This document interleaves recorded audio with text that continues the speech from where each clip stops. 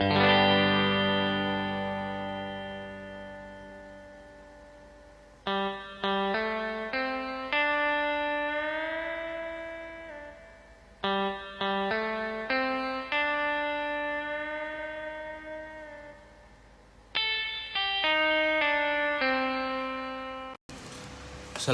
warahmatullahi wabarakatuh. Selamat pagi teman-teman. Saya Givari Jaluisan dengan NIM 232111186. Di sini saya akan menyampaikan apa yang saya pelajari dari mata kuliah hukum dan masyarakat. Selama satu semester ini saya sendiri mendalami bagaimana hukum terbentuk, bekerja, dan memengaruhi masyarakat, serta bagaimana masyarakat juga membentuk hukum itu sendiri. Mari kita bahas satu persatu dari setiap pertemuannya. Pertemuan yang pertama, apa itu sosiologi hukum?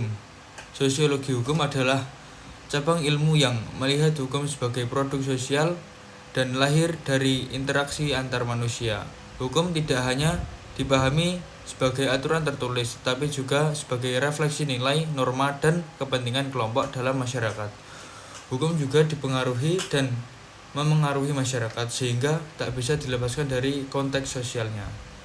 Pertemuan kedua, hukum di atas kertas dan hukum di lapangan. Sosiologi hukum membedakan antara law in book atau aturan hukum tertulis dan law in action atau pelaksanaannya di lapangan. Banyak kasus menunjukkan perbedaan antara keduanya karena penerapan hukum sering dipengaruhi oleh kondisi lokal, budaya, ekonomi, atau nilai-nilai sosial yang hidup dalam masyarakat. Lalu pertemuan yang ketiga, menganalisis hukum normatif dan empiris. Pendekatan yuridis normatif fokus pada analisis terhadap hukum sebagai sistem norma yang berlaku secara formal dan ideal.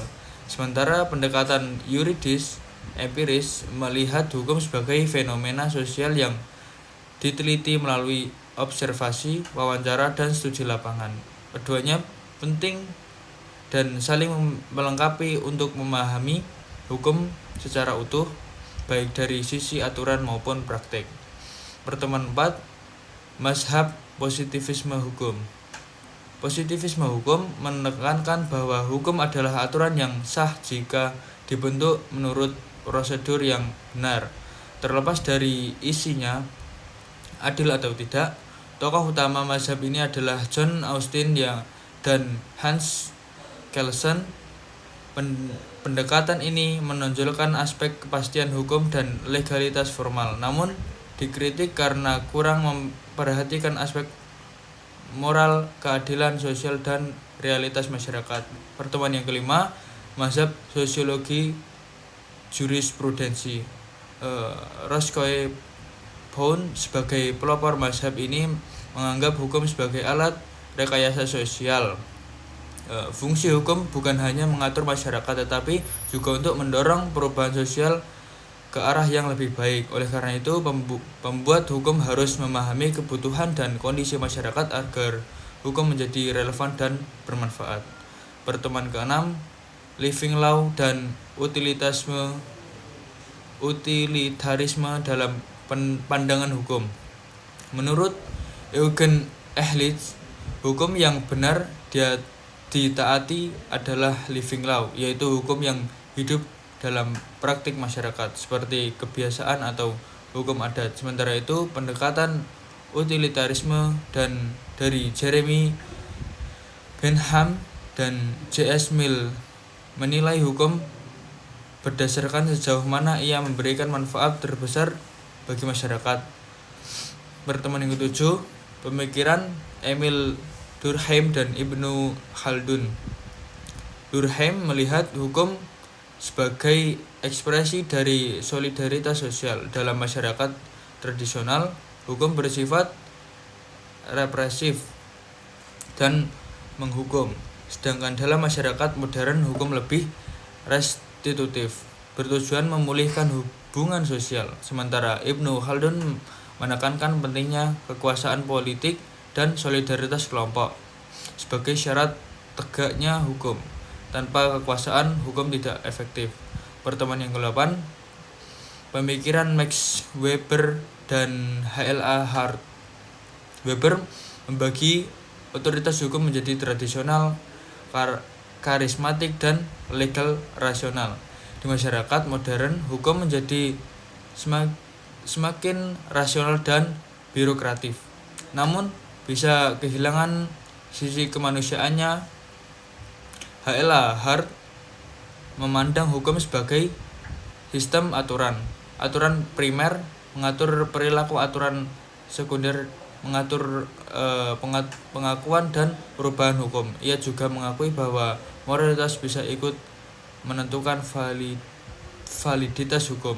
Pertama yang 9, efektivitas hukum.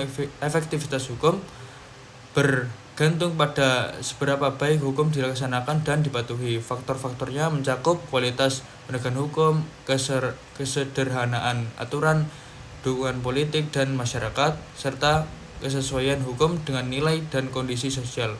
Jika hukum tidak adil atau tidak relevan, maka masyarakat cenderung mengabaikannya. Pertemuan yang ke-10, hukum sebagai pengendalian sosial. Hukum berfungsi menjaga ketertiban sosial dan menyelesaikan konflik. Ia bekerja bersama norma sosial dan seperti adat, agama, dan moral. Mekanisme pengendalian sosial bisa formal melalui lembaga negara dan hukum tertulis, atau informal melalui tekanan sosial dari keluarga atau komunitas. Pertemuan yang 11, pluralisme hukum.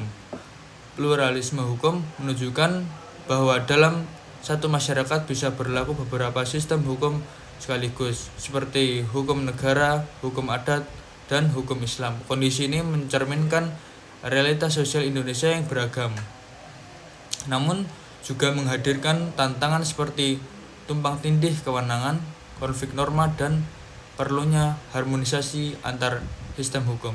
Pertemuan 12, yaitu hukum progresif. Konsep ini dikembangkan oleh Sajipto Raharjo yang menekankan bahwa hukum harus berpihak pada keadilan sosial, terutama bagi masyarakat lemah. Hukum tidak boleh dipahami secara kaku atau hanya berdasarkan teks, melainkan harus dijiwai oleh nurani, moral, dan tujuan keadilan yang lebih luas. Pertemuan yang ke-13, sosio-legal studies atau kajian interdisipliner hukum. Pendekatan ini menggabungkan ilmu hukum dengan sosial, antropologi, ilmu politik, dan disiplin sosial lainnya. Fokus bukan hanya pada isi hukum, tetapi juga bagaimana hukum diterapkan dan berinteraksi dengan realitas sosial. Metode penelitian umumnya kualitatif dengan tujuan memahami hukum dalam konteks kehidupan masyarakat. Pertemuan yang ke-14 atau yang terakhir, sosiologi dalam studi hukum Islam. Kajian ini melihat syariah sebagai fenomena sosial yang dipengaruhi budaya, politik, dan struktur masyarakat setempat. Hukum Islam tidak tunggal atau statis, tetapi dinamis dan beragam sesuai konteks lokal. Ini menunjukkan bahwa penerapan syariah sangat kontekstual dan dapat berubah seiring perkembangan zaman dan kebutuhan umat. Mungkin sekian yang bisa saya sampaikan. Mungkin itu yang dapat saya pahami dari pertemuan 1-14 dari mata perkuliahan hukum dan masyarakat. Kurang lebihnya mohon maaf. Wassalamualaikum warahmatullahi wabarakatuh.